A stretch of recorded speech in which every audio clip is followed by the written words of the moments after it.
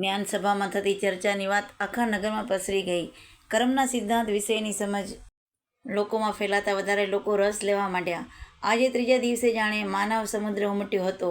પોતાની પ્રજા જ્ઞાન ચર્ચામાં આટલો બધો રસ ધરાવે છે જાણી રાજાને ખૂબ આનંદ થયો. તેમણે વિદ્વાનો તથા પ્રજાજનોને સત્કાર્યા. ચર્ચાની શરૂઆત પૂર્વ રાજાએ કહ્યું, મારા પ્રશ્નોના ઉત્તરમાં પ્રત્યેક દિને એક વિદ્વાન પુરુષ આપે છે. તેમના પ્રત્યુત્તરમાં અન્ય કોઈ વિદ્વાનને શંકા થતી હોય તો ચર્ચા દરમિયાન તે વ્યક્તિ પણ પ્રશ્નો પૂછી શકે છે. પછી રાજાએ પ્રશ્ન કર્યો, પ્રાયશ્ચિતથી પાપ કર્મ ધોવાય ખરા? પ્રશ્નના ઉત્તર આપવા પંડિત બુદ્ધિમાન અને પંડિત વિદ્યાધન નામના બે વિદેશી પંડિતો એક સાથે ઊભા થયા. મહારાજે બુદ્ધિધનને ઉત્તર આપવાનો ઈશારો કરતાં વિદ્યાધન બેસી ગયો. બુદ્ધિધને મહારાજનું અભિવાદન કરી ઉત્તર આપવા માંડ્યો. મહારાજ, મનુષ્ય અને પશુમાં 4 લક્ષણો આહાર, નિંદ્રા, ભય, મૈથુન સરખા જ છે, પરંતુ મનુષ્યમાં બુદ્ધિત્વ વિશેષ છે. ભગવાને તેને બુદ્ધિ આપેલી હોવાથી સારા સારનો વિવેક કરવાની તેની ફરજ થઈ પડે છે. મનુષ્ય પાપ કર્મ પોતાના સ્વાર્થથી પ્રેરાઈને કરે છે. જો વ્યક્તિ સદગુણથી હશે તો દુષ્કૃત્યો કર્યા પછી તેના મનમાં પસ્તાવો થશે. દુષ્કૃત્ય બદલ તે ઈશ્વરની માફી માંગશે, ઉપવાસ આદિ કરશે, પણ એ તો 100 ઉંદર ખાઈને બિલાડી યાત્રા કરવા ચાલી જેવું થશે. પ્રાયશ્ચિત કરવાથી કે ઉપવાસ આદિ કરવાથી દુષ્કર્મનો ફળમાંથી માફી મળતી નથી. એવા કર્મનું ફળ તો તેને ભોગવવું જ પડશે.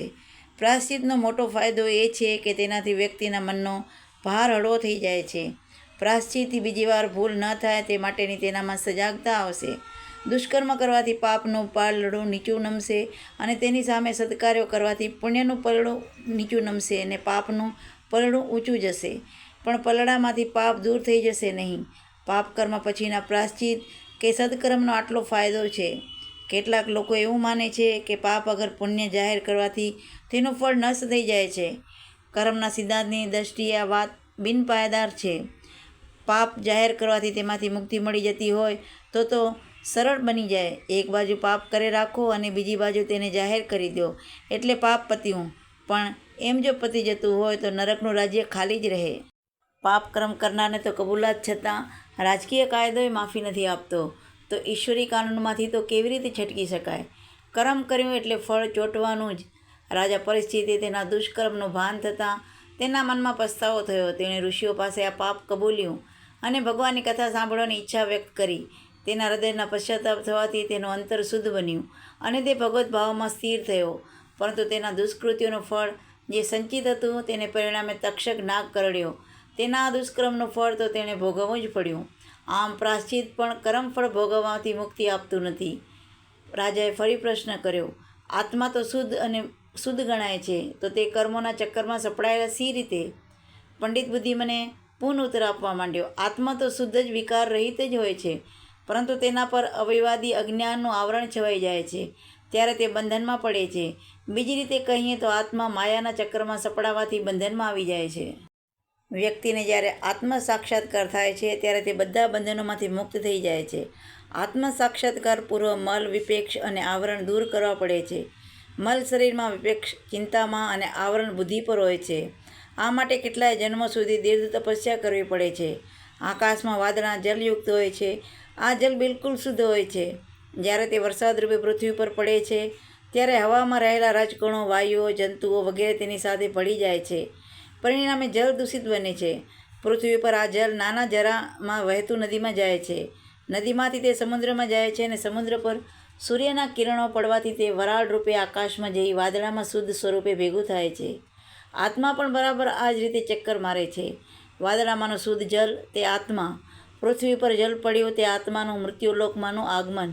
જલની સાથે જેમ રજકણો ઇત્યાદિ અશુદ્ધિઓ ભેગી થાય છે તેમ આત્માને કામ, ક્રોધ, લોભ, મોહ, અહંકાર ઇત્યાદિ અશુદ્ધિઓ વળગે છે. જલનું નદી સમુદ્રમાં જવું તે આત્માનું 84 લાખ યોનિઓમાં રખડવા સમાન છે. જેમ સમુદ્રમાંનું જળ તડકાથી શુદ્ધ બની ઉપર જાય છે તેમ આધ્યાત્મિક સાધનાના અનુષ્ઠાન દ્વારા આત્માનું અવિવાદીમાંથી મુક્તિ થઈ અંતે પરમાત્મામાં ભળી જાય છે. જીવાત્મા અવિવાદી અજ્ઞાનને લીધે કર્મના ચક્કરમાં પડે છે. આમાંથી તેને મુક્ત કરવો હોય તો પ્રથમ નિષ્કર્મ કરી જ્ઞાન પ્રાપ્તિ દ્વારા અવિવાદી અજ્ઞાનને દૂર કરવું પડે છે. રાજાએ ફરી પ્રશ્ન કર્યો, કર્મના સિદ્ધાંતનું નિરીક્ષણ કરતાં એક વાત સમજાય છે કે આખો સિદ્ધાંત પૂર્વજન્મના સિદ્ધાંત પર ઊભો છે, પરંતુ કેટલાક દર્શનશાસ્ત્રો પૂર્વજન્મના સિદ્ધાંતને માન્ય નથી કરતા. તેનું શું? પંડિત બુદ્ધિમને ઉત્તર આપ્યો, મહારાજ, ભારતીય સંસ્કૃતિ અતિ ઉદારમતવાળી છે. ભારતીય સંસ્કૃતિએ ઈશ્વરવાદીઓને સ્વીકાર્યા છે, તો સાથે સાથે નિરક્ષરવાદીઓના વિરોધ નથી કર્યો. અહીં બધા દર્શન પોતાના રીતે ખીલ્યા છે. કેટલાક નાસ્તિક દર્શનનો પુનર્જન્મને સ્વીકારતા નથી, પરંતુ સિદ્ધાંતનું અસ્તિત્વ કોઈ વ્યક્તિ કે જૂથના સ્વીકાર કે અસ્વીકાર પર અવલંબિત નથી. જીવ અને જગત વિશેના કેટલાક ગૂઢ રહસ્યો આ સિદ્ધાંતને સ્વીકાર્યા વિના સમજી શકાતા નથી. કર્મના સિદ્ધાંતને સ્વીકાર્યા વિના ઘણા પ્રશ્નો જ રહે છે. આ સિદ્ધાંતને ન સ્વીકારવાથી તો આ ભાવમાં પણ સુખી થવાતું નથી, કારણ કે તેના વિના મનુષ્ય સ્વચ્છંદી બની જાય છે. આ સિદ્ધાંત હિન્દુ સંસ્કૃતિના શ્રેષ્ઠ સિદ્ધાંતોમાં એક છે. આપણા સંતો તો આગળ વધીને કહે છે કે કર્મના સિદ્ધાંત અને તેના સર્જક જુદા નથી, એક જ છે. કર્મના સિદ્ધાંત પુનર્જન્મમાં આધારિત છે. કેટલીક વાર કેટલીક વ્યક્તિઓ પોતાના પૂર્વજન્મની સ્મૃતિ થઈ આવે છે. ભારતમાં સમોન વિદ્યા પ્રાચીન કાળથી પ્રચલિત છે. પહેલાં તેને મોહિની વિદ્યા કહેવામાં આવતી. આ વિદ્યાના પ્રયોગ દ્વારા કોઈક વાર વ્યક્તિ પૂર્વજન્મની માહિતી પ્રાપ્ત થતી હોય છે. આમ પૂર્વજન્મના સિદ્ધાંતને સાબિત કરી શકાય છે. પૂર્વજન્મ છે તો કર્મના સિદ્ધાંત પણ છે જ. રાજાએ ફરી પ્રશ્ન કર્યો, કર્મના સિદ્ધાંત કોના ઉપર અસર નથી કરતા? પંડિત બુદ્ધિમને જવાબ આપ્યો, આ જગતના સર્વ જીવો પર સિદ્ધાંત વિવિધ રીતે અસર કરે છે. ઈશ્વર આ સૃષ્ટિની રચના માટે પોતાની પ્રગટ શક્તિને 16 કળા રૂપે વાપરી છે. ઈશ્વરે કયા પ્રકારના જીવોમાં કેટલી કળા વાપરી છે તે સમજીએ. એક કળા શક્તિ અજ્ઞાનયુક્ત પ્રકાશહીન સ્થાવર સૃષ્ટિમાં. બીજી કળા શક્તિ ઉદ્બીજ યોનિ અર્થાત વનસ્પતિ સૃષ્ટિમાં. ત્રીજી કળા શક્તિ સંવેદ યોનિના જીવોમાં, બાફથી પેદા થનાર જીવાત્મા પર. કળા શક્તિ અખંડ યોનિના જીવો પક્ષીઓમાં. કળા શક્તિ જરાયુક્ત યોનિમાં પશુઓમાં. 6 થી 8મી કળા શક્તિ જરાયુજ મનુષ્યોમાં. અને 9 થી 10 કળા શક્તિ યોગીઓ અને દેવતાઓમાં. 11 થી 12 કળા શક્તિ ઋષિમુનિઓ અને સિદ્ધાર્થોમાં. 13 થી 15 કળા શક્તિ ઈશ્વરના અંશાવતારોમાં. અને 16મી કળા શક્તિ ઈશ્વરના પૂર્ણ અવતારમાં. ક્રમના સિદ્ધાંતની અસર 2 કળા શક્તિથી 10 કળા શક્તિ સુધીના બધા જ જીવાત્માઓને થાય છે. 6 થી 9 કળા શક્તિ સામાન્ય મનુષ્યોમાં અને યોગીઓમાં, સાધકોમાં હોય છે. તેઓ ઉપર કર્મના સિદ્ધાંતની પૂર્ણ અસર પડે છે. પણ 2 થી 5 કળા શક્તિની યોનિઓ ભોગ યોનિઓ ગણાય છે. અર્થાત તે યોનિમાં જીવો દ્વારા થતા કર્મો સંચિત રહી પારબંધ બની શકતા નથી. તે યોનિમાં જીવોએ માત્ર ભોગ ભોગવવાનો હોય છે અને તે ભોગ ભોગવતા પ્રાપ્ત થતા હર્ષ કે દુઃખને સહી લેવાના છે. મનુષ્ય જ્યારે બહુ પાપ કર્મો કરે છે ત્યારે તેની સજા રૂપે તેને ભોગ યોનિમાં જીવ તરીકે જન્મ ધારણ કરવો પડે છે. આ યોનિનો જીવ તરીકે પાપની સજા ભોગવી લે પછી તેને છુટકારો થાય ને ફરી મનુષ્ય દેહ પ્રાપ્ત થાય. એ જ રીતે મનુષ્ય દેહ જેણે બહુ પુણ્ય કર્મો કર્યા હોય તેને જ પુણ્ય કર્મોનું સુખરૂપ ફળ ભોગવવા સ્વર્ગ પ્રાપ્તિ થતી હોય છે. ત્યાં સુખરૂપ ફળ ભોગવીને લાંબા ગાળે પુણ્ય ખૂટી જતાં ફરીથી તેને મનુષ્ય દેહ ધારણ કરવો પડે છે. આમ સારા કર્મ કે ખરાબ કર્મ માત્ર મનુષ્ય દેહ દ્વારા થઈ શકે છે અને તેનું ફળ તેને માનવ યોનિમાં કે અન્ય યોનિઓમાં ભોગવવું હોય છે. એમ કહી શકાય કે માત્ર મનુષ્ય દેહ દ્વારા જ કમાણી થઈ શકે છે. બીજા દેહો દ્વારા તો માત્ર ખર્ચ જ કરવાનો રહે છે.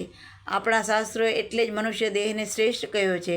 શંકરાચાર્ય મહારાજે દેહ મહાપુરુષોને આશ્રય અને મોક્ષાને દુર્લભ ગણાવ્યો છે. મોક્ષ પ્રાપ્તિ દેવો માટે પણ શક્ય નથી, તે માત્ર મનુષ્ય દેહ જ થઈ શકે છે. ઉપર જણાવેલા 11 થી 16 કળા શક્તિના સિદ્ધાંતો કે ઈશ્વરના અવતારો પર કર્મના સિદ્ધાંતની અસર થતી નથી. ભગવાન ગીતાજીમાં કહે છે, મને કર્મો લેપતા નથી, કારણ કે મને કર્મ ફળનો સ્પહાત નથી. જેમ મનુષ્યેતર યોનિઓમાં કરેલા કર્મો સંચિત રહી પારબંધ રૂપે ફળતા નથી, તેમ ગાંડા માણસો કે બાળકો દ્વારા થયેલા કર્મો સંચિત થતા નથી, કારણ કે તેઓ દ્વારા થયેલા કર્મોનો રાગ દ્વેષનો ભાવ હોતા નથી. તેઓ દ્વારા થયેલા કર્મોને તેમને તાત્કાલિક ફળ મળી જાય, પરંતુ તે કર્મ સંચિત થતું નથી. કર્મનું ફળ ન મેળવવું હોય તો નિષ્કામ ભાવે કર્મો થવા જોઈએ. તેનાથી કર્મ ફળ સંચિત થતું નથી. ગીતામાં અંગે સ્પષ્ટતા કરવામાં આવી છે. નિત્ય સંતુષ્ટ રહેનારો આકાંક્ષા રહિત મનુષ્ય કર્મફળની આસક્તિ છોડી પ્રવૃત્ત થાય તો પણ તે કાંઈ જ કરતો નથી. જે આશા રહિત છે, મન અને શરીરને વશ રાખનારો છે, જેણે સર્વ પરિગ્રહો છોડી દીધા છે, તે શરીરથી કર્મ કરતો હોવા છતાં પાપથી લેપાતો નથી. અનાયાસે જે મળે છે તે વડે સંતુષ્ટ, દંદ્રોથી મુક્ત, દેશ રહિત તથા સિદ્ધિ અસિદ્ધિઓ સમભાવવાળો મનુષ્ય કર્મ કરીને પણ બંધાતો નથી. અન્યત્ર ભગવાન કહે છે, કર્મોમાંથી જેનો કર્તા ભાવ નીકળી ગયો અને ફળ પ્રાપ્તિ માટે જેની બુદ્ધિ લેપાતી નથી, તે આ બધા લોકોને મારી નાખે તો પણ ખરી રીતે મારતો નથી કે બંધનમાં પડતો નથી. ટૂંકમાં મનુષ્યોત્તર યોનિમાં કર્મો, ગાંડા માણસો, કેફી માણસો કે બાળકો દ્વારા થતા રોગ, દેશ વિનાના કર્મો અને નિષ્કામ કર્મો મનુષ્યને બંધનકારક થતા નથી.